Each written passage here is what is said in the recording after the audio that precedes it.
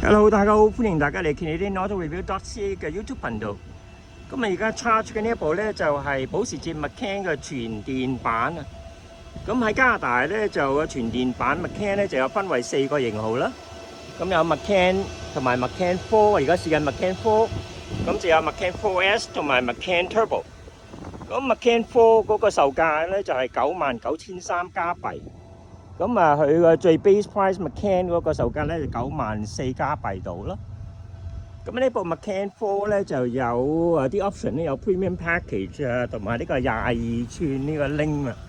咁咧亦都咧我哋睇睇個內籠啦。咁啊內籠咧就設計咧原來同呢一個 gasoline Taycan 咧就唔係 sorry 嗰個保時捷 Macan gasoline 就有啲唔同。咁啊個波焊 lever 呢度。好啦，講到呢度為止，OK，拜拜。